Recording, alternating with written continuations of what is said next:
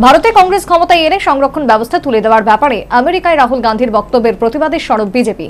রবিবার দেশের প্রতিটি প্রদেশ কার্যালয়ে ধর্ণা আন্দোলন সংঘটিত করার ঘোষণা। রাহুল গান্ধী সহ কংগ্রেস নেতৃত্বের গভীর সমালোচনা।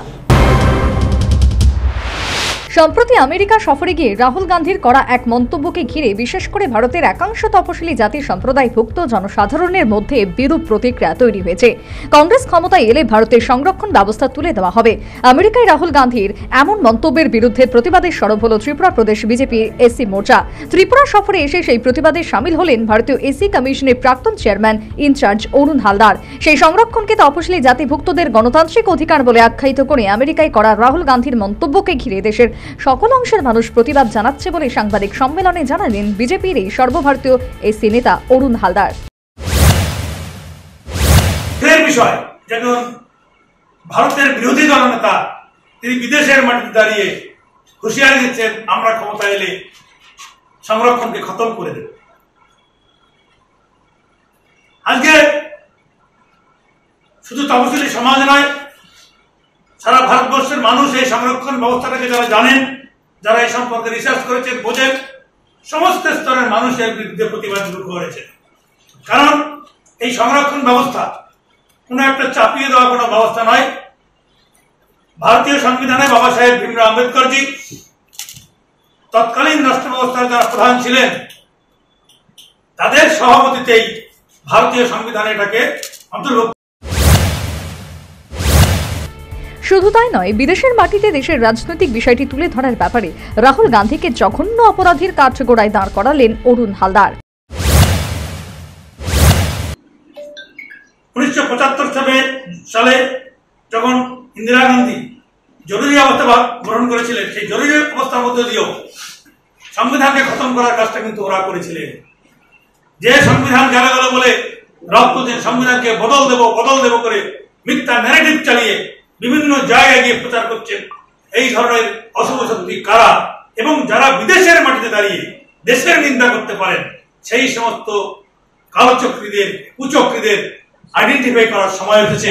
যারা এখনো ওই মোহে ঘুরছেন তাদেরকে চিন্তা করতে হবে যে কারা দেশের শত্রু।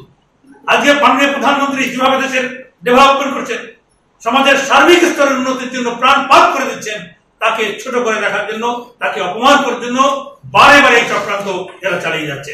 এবং সব থেকে আশ্চর্যের বিষয়, যেটা বিদেশের মাটিতে দাঁড়িয়ে করছে, আমাদের দেশের রাজনীতির ব্যাপারটা বিদেশে গিয়ে বলছেন, এর থেকে আর জঘন্য অপরাধ। পাশাপাশি রবিবার দেশে বিজেপির প্রতিটি প্রদেশ কার্যালয়ে ধর্ণা আন্দোলন সংঘটিত করা হবে বলেও তিনি ঘোষণা দেন।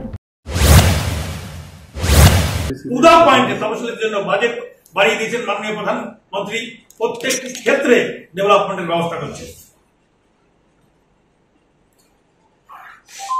কংগ্রেসের যে পূর্ব প্রধানমন্ত্রী স্বর্গীয় শ্রী রাজীব গান্ধী ছিলেন, 3রা মার্চ 1985 এসসি/এসটি আরক্ষণ ব্যবস্থার বিরুদ্ধে তিনি টিপ্পণী করে বহুত জঘন্য কাজ করেছিলেন। সেই সময় বহুত আন্দোলন তৈরি হয়েছিল তার বিরুদ্ধে।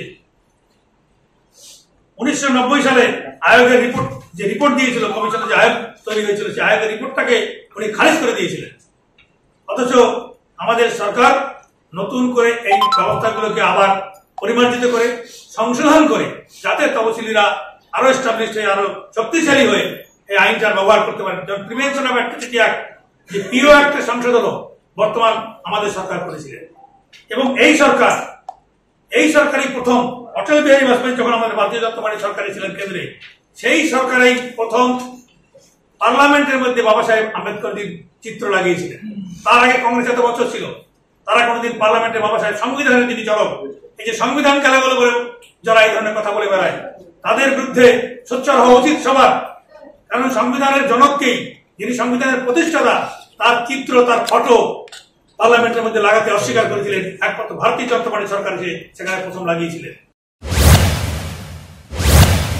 সর্বোপরি কংগ্রেস ক্ষমতায় এলে সংরক্ষণ ব্যবস্থা তুলে দেওয়া হবে বলে আমেরিকায় রাহুল গান্ধী যে মন্তব্য করেছেন বলে অভিযোগ, সেই অভিযোগের ভিত্তিতে গোটা দেশ এবং রাজ্যে প্রতিবাদে সরব বিজেপি এবং রবিবার দেশে প্রতিটি প্রদেশ কার্যালয়ে ধর্ণা আন্দোলন সংঘটিত করা হবে বলে ত্রিপুরা প্রদেশ বিজেপি এসসি মোর্চার ঘোষণা। Bureau report, news vanguard.